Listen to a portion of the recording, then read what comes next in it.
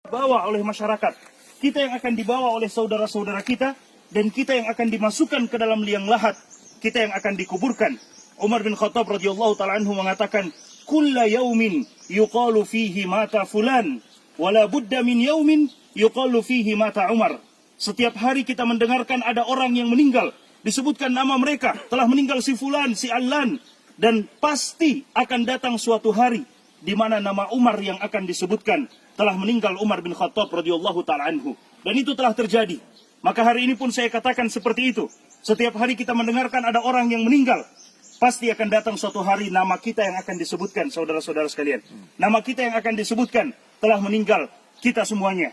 Disebutkan nama-nama kita menuju kepada Allah Subhanahu wa ta'ala. Suatu ketika, peristiwa yang sama terjadi kepada Al-Imam Al-Hasan Al-Basri rahimahullahu ta'ala. Ketika selesai menguburkan jenazah, ada seorang laki-laki datang yang sekedar ikut menguburkan jenazah. Dia tidak tahu siapa jenazah yang meninggal ini. Maka dia bertanya kepada Al-Imam Al-Hasan Al-Basri, siapa orang yang meninggal ini wahai imam? Al-Imam Al-Hasan Al-Basri kemudian melihat kepada orang yang bertanya tersebut dan mengatakan, hadza ana wa anta. Ini adalah aku dan kamu, kelak yang akan dipanggil oleh Allah Subhanahu wa ta'ala. Bukan siapa-siapa, ini adalah kita, saudara-saudara sekalian. Karena kelak kita yang akan dikuburkan seperti ini.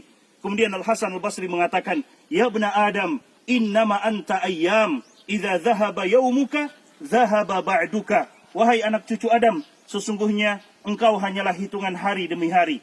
Jika sehari dari kehidupan kita pergi, bukan berarti umur kita bertambah. Tidak, tapi jatah kehidupan kita hidup di dunia, itu semakin berkurang. Sehari dari kehidupan kita pergi, berarti semakin dekat kita menuju kepada Allah Subhanahu wa ta'ala.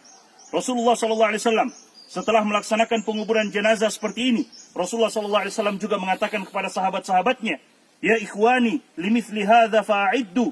Wahai saudara-saudaraku, untuk keadaan yang seperti ini, maka persiapkanlah bekal. Persiapkan bekal, karena pasti kita akan seperti ini. Persiapkan bekal, karena ketika kita selesai dimakamkan, tidak mungkin lagi kita untuk kembali ke dunia, untuk menyiapkan, untuk beramal kebaikan. Tidak mungkin. Setelah kita dikuburkan, selesai. Dan itulah yang disebutkan oleh para ulama kita dengan kiamat sugro buat kita. Kiamat kecil buat kita ketika kita telah dikuburkan. Karena tidak mungkin kita bangkit lagi untuk beramal ibadah. Selesai. Apa yang telah kita kerjakan akan kita dapatkan hasilnya. Dan apa yang kita lakukan dari dosa dan maksiat akan kita lihat juga hasilnya di hadapan Allah Subhanahu wa ta'ala. فَمَنْ يَعْمَلْ مِثْقَالَ ذَرَّةٍ شَرًّا يَرَهُ وَمَنْ يَعْمَلْ مِثْقَالَ ذَرَّةٍ خَيْرًا يَرَهُ. Siapa yang beramal keburukan akan dilihat sebesar zarrah pun. Kata para ulama kita, zarrah bisa diartikan dengan anak semut. Sebagian ulama tafsir kita mengatakan zarrah artinya anak semut. Bayangkan saudara-saudara sekalian, subhanallah, semut saja sangat kecil, bagaimana dengan anak semut? Sebesar itu keburukan atau kebaikan kita akan kita lihat balasannya di sisi Allah Subhanahu wa ta'ala. Tidak ada satupun yang akan dizalimi oleh Allah Subhanahu wa ta'ala. Limithli hadza falyamalil 'amilun. Untuk keadaan seperti ini, maka hendaklah kita mempersiapkan amalan-amalan yang terbaik. Selesai menguburkan, Nabi SAW mengatakan kepada para sahabatnya, Salullaha li akhikumut tathbit.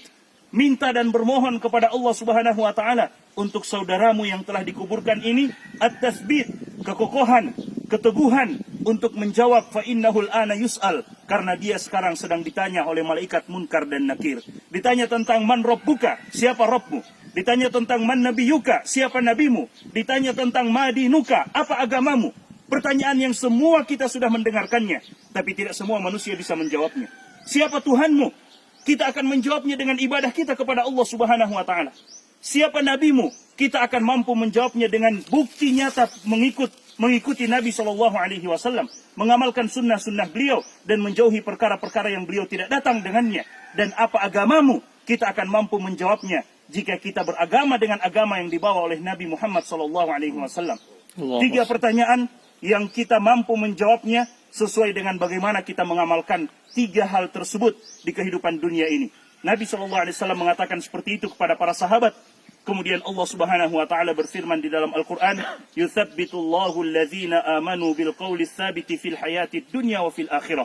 Orang-orang yang beriman, yang teguh dengan keimanannya, yang istiqomah dengan keimanannya, mereka, kata Allah Subhanahu wa ta'ala, Yuthabbitullahu alladhina amanu bilqawli tsabit. Allah akan kokohkan mereka dengan perkataan yang kokoh, perkataan yang kuat, yaitu la ilaha illallah.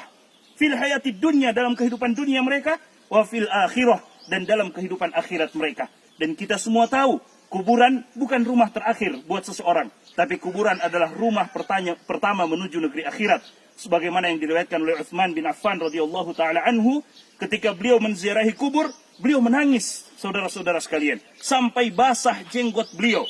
Para sahabat yang melihat itu mengatakan, ya Utsman, dzukirat indakal jannah wan nar, disebutkan di sisimu tentang surga dan neraka, engkau menangis, tapi tidak seperti tangisanmu ketika engkau berada di sisi kuburan.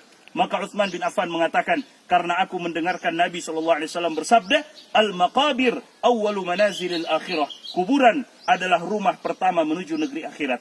Jika kita selamat di kuburan kita, saudara-saudara sekalian, maka yang selanjutnya akan dimudahkan oleh Allah Subhanahu wa taala. Namun jika kita disiksa di dalam kuburan kita, maka bagaimana dengan yang selanjutnya? Rasulullah SAW mengatakan kuburan hanya akan menjadi dua. Imma yakuna raudatan min riyadil jannah, atau hufratan min hufarin niran. Entah dia menjadi taman dari taman-taman surga, atau dia menjadi lubang dari lubang-lubang api neraka, waliyadzubillah. Dan kemudian setelah menguburkan jenazah seperti ini, Nabi SAW mencontohkan kepada kita, menganjurkan kepada kita untuk sejenak berdoa, meminta kepada Allah Subhanahu wa taala agar Allah Subhanahu wa taala mengampuni kita yang ditinggalkan, memberikan kesempatan kepada kita untuk juga beramal. Salah satu doa yang Nabi SAW ajarkan pada saat sholat jenazah, saudara-saudara sekalian. Pada saat sholat jenazah, Nabi SAW di antara doa yang beliau ucapkan, Allahumma la taftinna ba'dahu, waghfir lana walahu. Ya Allah, jangan engkau berikan ujian kepada kami setelah orang ini meninggal, dan berikanlah ampunan kepada kami dan kepadanya. Karena orang yang telah meninggal, selesai urusannya dengan Allah Subhanahu wa taala. Minal mu'minina rijalun sadaqu ma ahadullah alaihi faminhum man qada nahbahu wa minhum man yantazir. Kata Allah Subhanahu wa taala, "Wa ma baddalu tabdila." Di antara orang-orang yang beriman ada yang jujur dengan keimanannya dan mereka telah tunaikan kepada Allah, artinya telah meninggal. Wa minhum man yantazir, dan ada di antara mereka yang masih menunggu kapan waktu mereka untuk meninggal. Tapi mereka yang masih menunggu itu, kata para ulama kita, jangan pernah mereka tertipu. Berdoa selalu kepada Allah, jangan sampai Allah berikan kita ujian yang sebelumnya kita soleh, tiba-tiba kita meninggal dalam keadaan toleh. Waliyadzubillah. Na'udzubillah min dzalik. Makanya Nabi SAW berdoa, Allahumma la taftinna ba'dahu. Ya Allah, jangan engkau berikan ujian kepada kami. Dan ujian yang paling buruk, saudara-saudara sekalian, ketika ujian itu menimpa agama kita. Kalau ujian menimpa usaha kita, toko kita, perdagangan kita, masih bisa diusahakan. Tapi jika ujian itu menimpa agama kita, mendengar suara azan kita tidak melaksanakan sholat, dipanggil untuk beribadah kita tidak beribadah, berarti hati-hati karena ujian sedang menimpa agama kita. Dan itu tidak bisa kita dapatkan gantinya kalau kita tidak segera merubah keadaan kita. Allah Subhanahu wa taala mengatakan, "Innallaha la yughayyiru ma biqaumin hatta yughayyiru ma bi anfusihim." Allah tidak akan merubah keadaan kita sampai kita mau merubah keadaan kita untuk menjadi lebih baik, menjadi lebih menghambakan diri kepada Allah Subhanahu wa taala. Kita berdoa kepada Allah Subhanahu wa taala, masing-masing kita berdoa kepada Allah, minta agar Allah Subhanahu wa taala menyelamatkan kita yang masih hidup, mengokohkan keimanan kita, kemudian meminta kepada Allah Subhanahu wa taala agar Allah Subhanahu wa taala melapangkan kuburan beliau dan menjadikan kuburan beliau sebagai taman dari taman-taman surga.